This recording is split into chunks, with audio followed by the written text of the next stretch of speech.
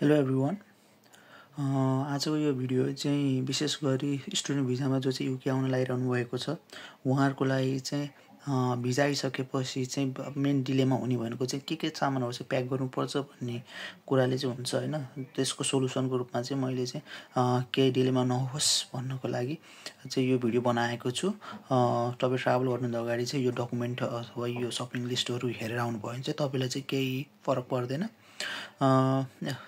फर्स्टमा चाहिँ तपाईँ मेन हाल्नुपर्ने चिज भनेको चाहिँ डकुमेन्टहरू छ होइन। डकुमेन्टमा चाहिँ के छ भन्दाखेरि सुरुमा रहेको छ पासपोर्ट र भिजा डकुमेन्टहरू र त्यसपछि रहेको छ तपाईँले काट्नुभएको एयर टिकट र त्यसपछि चाहिँ हाम्रो एसआर कोड भन्ने हुन्छ होइन। त्यो चाहिँ इमिग्रेसनमा देखाउनु पर्ने हुन्छ। त्यसले गर्दाखेरि त्यो चाहिँ लिएर आउनु होला स्क्रिनसट गरेर। र अर्को रहेको छ कास्ट लेटर छ र एउटा मेडिकल लेटर अथवा मेडिकल सर्टिफिकेट भनेको हाम्रो टिभी सर्टिफिकेट हो। र अरू भनेको हाम्रो एसएलसीदेखि लिएर अहिले लेटेस्ट तपाईँले +2सम्म छ कि ब्याचलरसम्म छ त्यो अनुसारको सबै एकाडेमिक डकुमेन्टहरू लिएर आउनु। त्यसको प्रिन्टेड फर्म ल्याउँदा नि हुन्छ।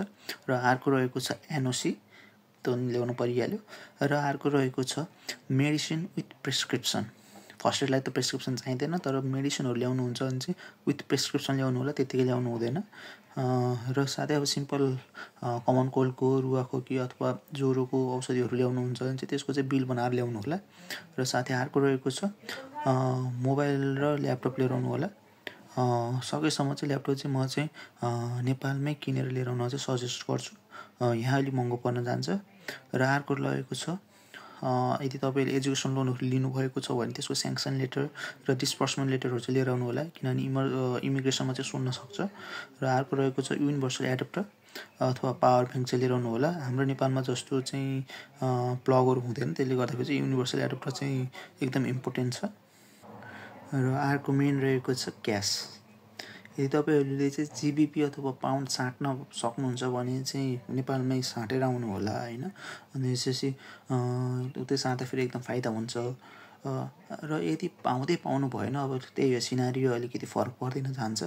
पाउनु भएन भने चाहिँ वरि गर्नु पर्दैन। नेपालमा को ब्याङ्कहरूमा जता पनि हामीले युएसडीहरू पाउँछ होइन, त्यो चाहिँ लिएर आएर युएसडी लिएर आउने। अनि त्यसपछि यहाँ लन्डन झरिसकेपछि अथवा तपाईँ यता युके झरिसकेपछि चाहिँ तपाईँहरूले नियरेस्ट पोस्ट अफिसमा अथवा मा गएर एक्सचेन्ज अफिसहरूमा गएर साट्नु सक्नुहुन्छ। त्यसको चाहिँ केही गाह्रो हुँदैन, एकदम इजिली साटिदिन्छ उनीहरूले। त्यसले गर्दाखेरि चाहिँ पाउन्ड ल्याए नि हुन्छ, सकेसम्म ल्याउनु, सक्नु भएन भने युएसडी ल्याउँदा नि हुन्छ। ल अब हाम्रो अर्को छ हाम्रो लगेज अथवा ह्यान्ड क्यारीहरू जो ल्याउनु परिहाल्यो होइन। अब मेन सामान राख्ने त्यसैमा हो। अब लगेज ह्यान्ड क्यारी चाहिँ कस्तो भन्दाखेरि तपाईँहरूको टिकटमा हेरेर कतिसम्मको ल्याउन मिल्छ त्यो एयरलाइन्समा त्यहाँ तोकेको हुन्छ, त्यो अनुसारको ह्यान्ड क्यारीहरू लिएर आउनु होला अथवा लगेज लिएर आउनु होला।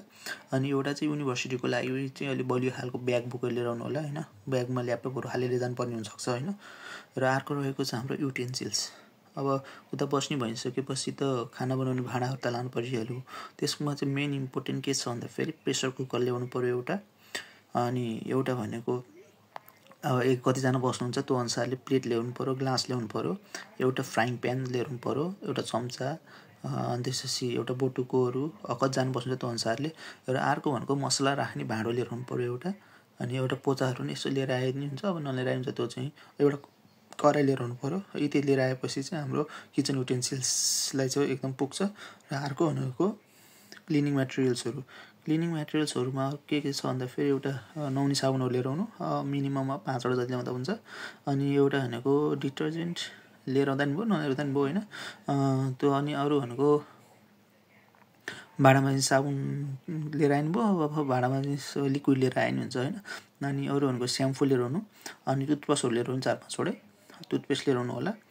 अनि अब थ्रेड र नेल कटर त ल्याउँदा भयो। अब थ्रेडहरू ल्याउँदा नि भयो, डोरीहरू धागोहरू ल्याउँदा नि भयो, अब नल्याउँदा नि भयो त्यो चाहिँ। अब अर्को मेन रहेको छ सपिङ लिस्टमा क्लोथ्समा चाहिँ मेन के छ भने अब यो 12 महिनामा, वर्षको 12 महिनामा 8-9 महिना त जाडै हुने भएको कारणले चाहिँ अब डाउन ज्याकेट मिनिमम पनि 2टा पिस चाहिँ लिएर आउनु नै होला होइन।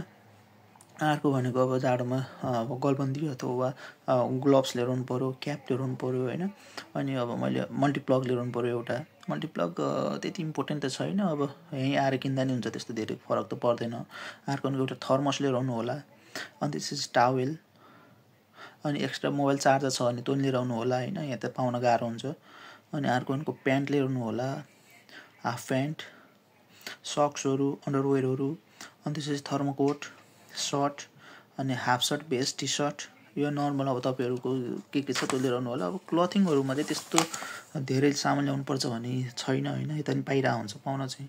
अब कोट प्यान्टहरू लिएर आउनु होला, दौराहरू यदि छ।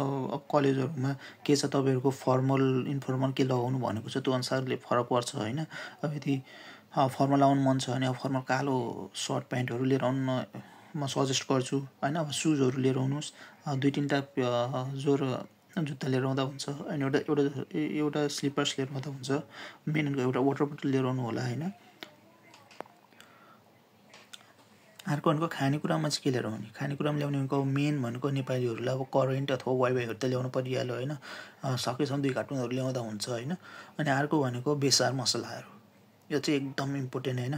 यो अलिक महँगो पर्न जान्छ, त्यसले गर्दाखेरि चाहिँ उताडि लिएर आउनु होला। अब लेबल गरेको लिएर आउनु होला, त्यतिकै चाहिँ नलिएर आउनु।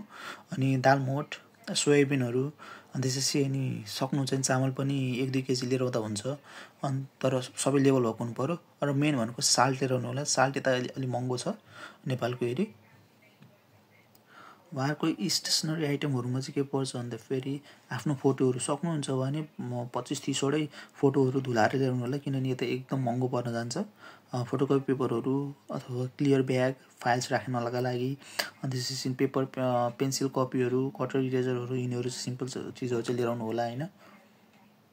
बेडरुमको लागि चाहिँ के भन्दाखेरि एउटा सानो खालको ब्ल्याङ्केट लिएर आउँदा हुन्छ होइन। धेरै स्पेस अकुपाई अथवा वेट धेरै हुन्छ, त्यसले गर्दाखेरि चाहिँ हल्का सानो खालको ब्ल्याङ्केट ल्याउँदा हुन्छ, पातलो खालको। र एउटा सिरानी लिएर आउनु, अब 2टा खोलहरू लिएर आउनु सिरानीको पनि, अथवा ब्ल्याङ्केटमा हाल्नुहुन्छ भने सिरकमा हाल्नुहुन्छ भने त्यसको खोलो ल्याउँदा भयो। तन्न 2 सेट लिएर त हुन्छ, योभन्दा बढी केही लिएर आउनु पर्दैन, एकदम ठिक त्यतिले पुग्छ। र अर्को छ स्किन केयर आइटम्सहरू, मोइस्चराइजरहरू ल्याउनु, लिप बाम अथवा लिएर आउनु होला। अनि सनस्क्रिन, फेसवासहरू, भ्यासलिनहरू यो चाहिँ लिएर आउन एकदम ठिक हुन्छ होइन। अब किन यता जाडो मौसम छ, त्यसले गर्दाखेरि चाहिँ त्यसको लागि चाहिँ भ्यासलिनहरू चाहिँ लिएर आउनु होला। र अर्को मेन भनेको चाहिँ सकेसम्म चाहिँ सिबीहरू चाहिँ नेपालमै बनाएर लिएर आउनु होला। र साथै त्यो सिबीहरू प्रिन्ट आउट गरेर लिएर आउनु होला, किन यता प्रिन्ट गर्न अलिक महँगो पर्न जान्छ। त्यसले गर्दाखेरि चाहिँ सिबीहरू पनि उतै प्रिन्ट गरेर लिएर आउनु होला, त्यसले गर्दाखेरि चाहिँ जब पाउन एकदम सजिलो हुन्छ। र अर्को भनेको मेन माइन्ड मेकअप गरेर आउनु होला, किनभने यता अब अलिक काम पाउन अलिक गाह्रै छ होइन। त्यसले गर्दाखेरि चाहिँ आफ्नो चाहिँ स्ट्रङ माइन्ड बनाएर लिएर आउनु, यता दुःख गर्ने नै हो भन्ने तरिकाले आउनु होला। त्यही हो, ओभरअल रूपमा चाहिँ यही हो। सपिङ लिस्टमा चाहिँ यिनीहरू सामान लिएर आउनु भयो भने चाहिँ इनफ 1-2 महिनाको लागि चाहिँ केही तपाईँलाई गाह्रो पर्दैन बस्न खानालाई, बस्नलाई कामै नपाए पनि होइन। त्यही हो। होप तपाईँहरूलाई यो भिडियो चाहिँ एकदम हेल्पफुल भयो होला। See you in the next video. Till then bye by.